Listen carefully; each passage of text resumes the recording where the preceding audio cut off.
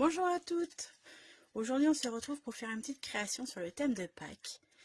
Donc voilà le petit cadeau que moi je vais mettre sur la table au moment du repas de Pâques, qui sera mi-avril. Donc moi j'ai choisi le thème petit lapin. Aujourd'hui on va réaliser soit le petit mouton, le poussin ou le lapin, on verra bien. Donc dedans en fait c'est une petite gourmandise qui va servir de marque-place. Et voici ce que j'ai mis dedans. Allez, on y va. Pour commencer, il nous faut une base de papier qui fait 29 sur 5 cm. Nous allons prendre une base de papier de 5 sur 29 cm. Je suis désolée de leur champ que vous ne voyez pas que je coupe. Ensuite, sur cette base de papier, nous allons marquer les plis. Donc à 3 cm. On commence. Donc à 3.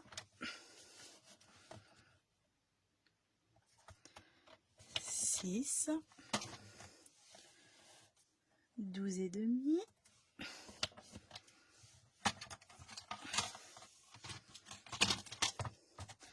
16 et demi.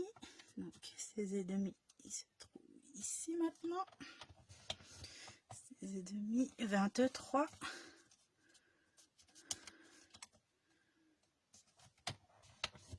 23 et 26 cm. Donc je vous rappelle, pli à 3, 6, 12 et demi, 16 et demi, 23 et 26 cm. Donc une fois que vous avez fait la base, on va découper aussi la partie blanche que nous allons mettre tout autour. Donc il nous faut une base de papier blanc. Moi j'ai choisi blanc, après vous pouvez choisir tellement vanille. Donc il faut une base de 19,5 par 5,5. Donc 5,5.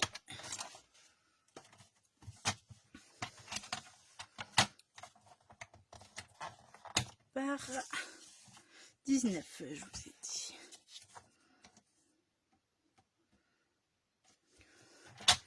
Comme ceci, et on coupe. Hop, donc là, ma petite ringlette à la sauter pour marquer les plis.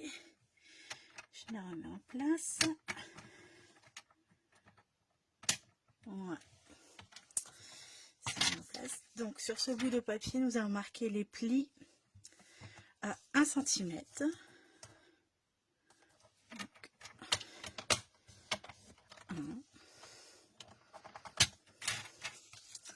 Ensuite à 6.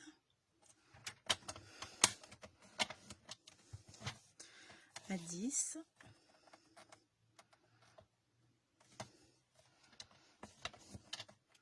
Et 15 cm. Donc le 15 il est juste ici. Voilà. Pour l'instant nous n'avons plus besoin du massicot. Ensuite nous allons utiliser la perforatrice étiquette festonnée pour perforer de chaque côté, pour passer le petit ruban. Il n'y a vraiment rien de plus simple, hein. Ça rend tout seul. Et voici ce que ça donne. Voilà.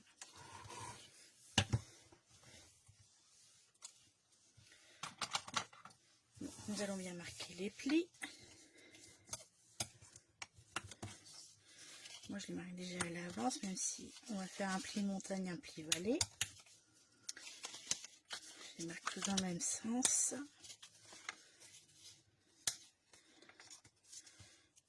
Voilà. ceci, ça sera notre base. Et celui-là, ça sera pris dans l'autre sens. Voilà. Voilà. Ce qui donne ceci. Donc là aussi, je vais plier mes traits et je vais tamponner juste après.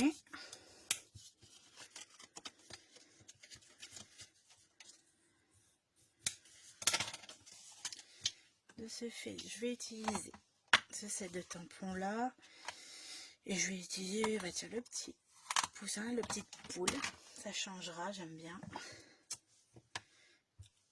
Hop. Donc moi j'utilise la Memento parce que je vais faire de la colorisation avec les Stampin' Blends. Donc pensez bien à bien centrer votre dessin, hein, c'est fait pour, j'ai bien mesuré exprès pour que ça passe.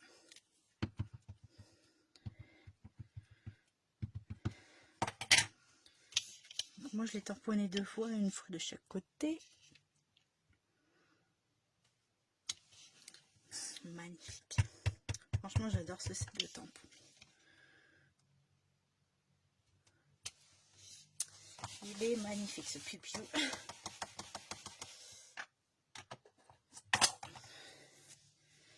Voilà, je range mon tampon. Donc, moi, pour la colorisation, j'utilise un papier en dessous pour pas abîmer mon bureau. Et je vais utiliser les Stampin' Blends ici et ici pour pas que ça soit trop foncé. Enfin, j'en ai plusieurs, je vais essayer la couleur. Trouver celle qui me convient le mieux. Donc, pour les oranges, là, c'est, je sais pas si vous voyez, Corail Calypso. On va essayer les couleurs. Il y a la couleur claire et couleur foncée à chaque fois. Enfin, moi, je prends toujours les duos. Ah, celui-là, il est plus joli. J'aime bien. Ouais, je vais prendre plutôt tarte au potiron. Que les deux autres ne correspondent pas aux couleurs que j'attende. Et le jaune, je pense que je vais prendre, c'est Narcisse Délice Clair et le foncé.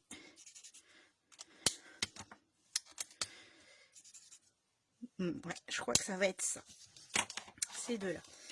Donc moi pour le petit piou-piou, je vais le faire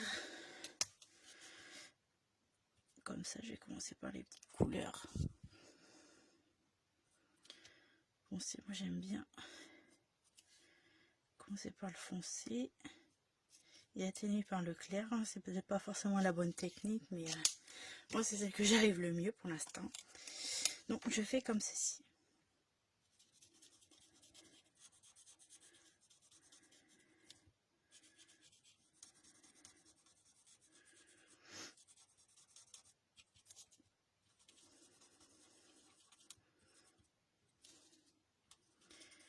Je suis une fan de colorisation depuis qu'ils sont sortis les Stampin' Blends et j'avoue que je colorie très souvent.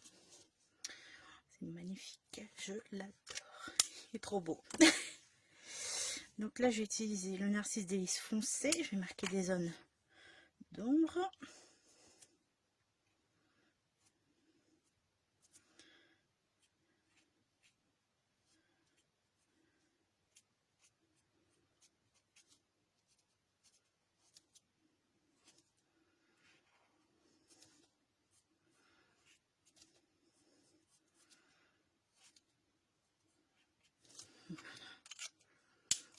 Maintenant, j'utilise le clair pour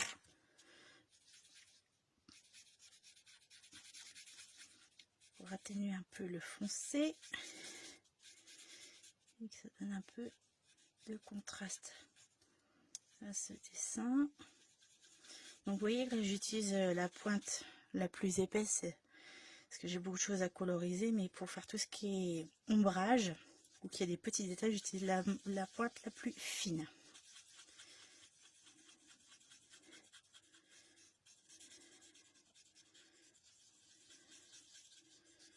Évidemment, je peux repasser si je souhaite dessus pour atténuer, que ce soit plus clair à certains endroits, plus foncé de l'autre. magnifique. Donc, je vais attendre un petit peu que ça sèche. Si besoin, je repasserai dessus pour faire de l'ombrage. Donc je fais pareil sur l'autre côté. Exactement le même piou-piou.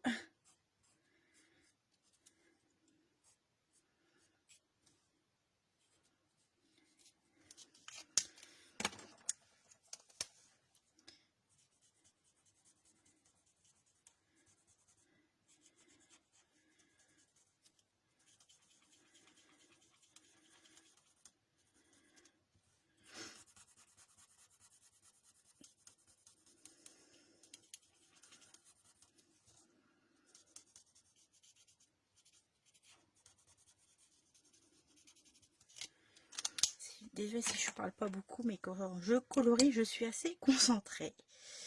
Donc là, c'est bien foncé. On va prendre la pointe la plus fine pour faire la zone d'ombrage que je souhaite.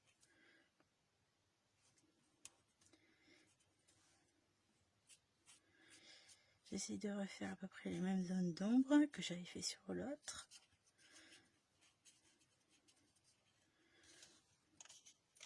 Voilà. Et ensuite, c'est reparti.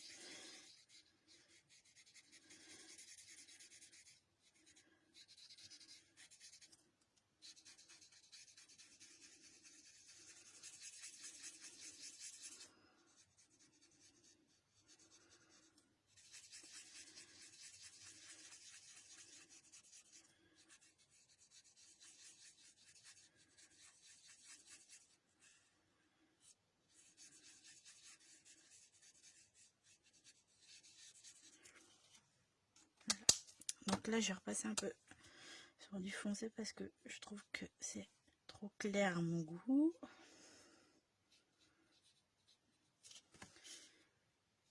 Vous voyez qu'en séchant, c'est pas du tout le même, la même chose, le même rendu. Hein.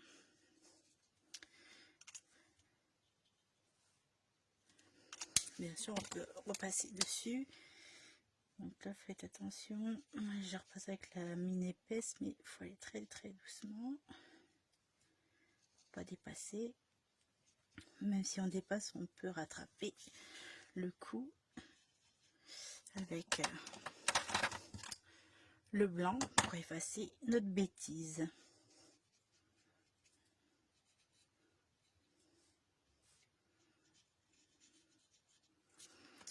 Voilà, je suis assez satisfaite de mes petits piou-piou. Je ne sais pas ce que vous en pensez. Alors, nous allons passer au tamponnage du mot joyeuse Pâques. Ici, vous voyez que sur le tampon, il est en une seule ligne et moi je l'ai fait sur deux. Donc, je vais vous montrer la petite technique pour éviter de les couper, les tampons, parce que moi je n'aime pas les couper. Donc, moi j'utilise du masking tape. Et là, je vais cacher le mot Pâques, tout simplement, avec le masking tape. Hop. C'est qui colle bien. Et je tamponne tout simplement le mot joyeuse. Une fois comme il est fait comme je veux, je place le mot joyeuse. Et voici. Et là, ça a débordé un petit peu. J'aurais dû enlever le papier, ce que je n'ai pas fait. Donc, je vais retourner de l'autre côté ma bêtise. Et on recommence. Donc, je tamponne. Voilà. Et j'enlève mon masking tape. Je vérifie bien, voilà. Et je tamponne joyeuse. Donc, on fait la même chose de l'autre côté.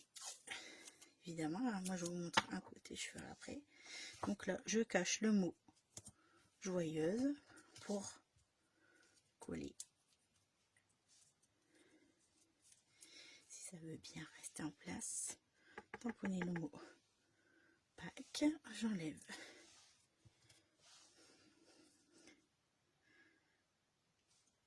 Et voici. Voilà. Donc à faire les deux côtés, moi ce que j'ai fait. Donc pensez bien à le faire du bon sens.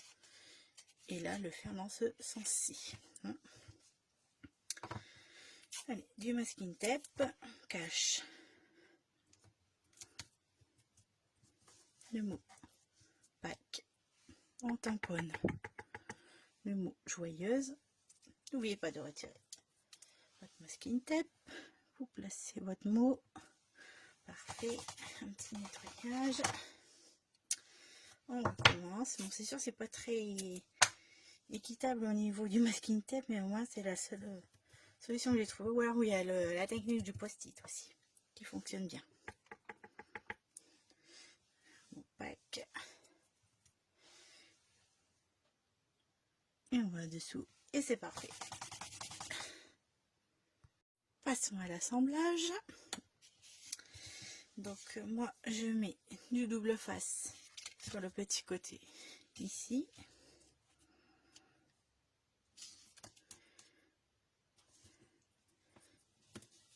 Hop, je prépare déjà comme ceci. Et avant de fermer votre boîte, en fait, vous allez voir à quel niveau vous allez coller votre papier blanc par rapport à votre petite base de carte. Parce qu'il faudra mettre de l'alcool juste ici pour que ça tienne bien. Et normalement, ça se ferme tout seul la boîte et vous pourrez fermer tranquillement votre partie blanche. Donc, et surtout, ne vous trompez pas de sens. Pourquoi on colle? Parce que regardez, avec les Stampin' Blends, forcément, ça déborde. L'encre, elle déborde derrière. Donc, positionnez bien. Moi, je veux que ça soit à peu près à cette hauteur-là. Voilà. Un petit piou-piou. Donc, je passe de l'autre côté. Hop. Et je pareil, je mets de la colle là pour que ça tienne bien.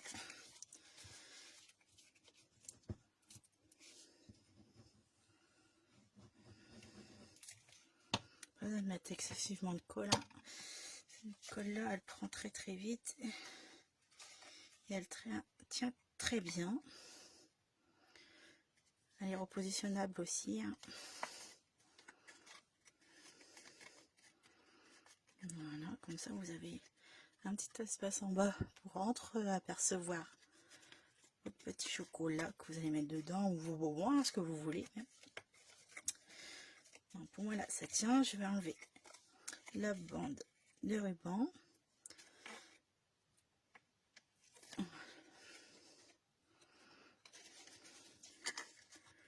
Comme ceci.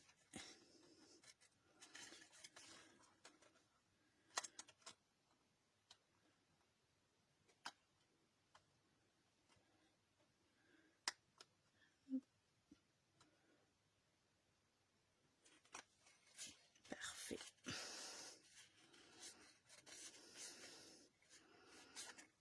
Voilà. Donc, votre boîte elle est presque terminée et pour pouvoir la fermer, j'ai utilisé le nouveau ruban qui est au catalogue actuel. Celui qui est dans la collection de Paris. Donc le ruban à bordure métallisée. On va prendre une petite dizaine de centimètres. C'est largement suffisant. Donc pour moi, pour faire le nœud, je passe comme ceci. Je fais une petite boucle. Voilà, on referme. Et pour que ça soit plus joli, je biseaute.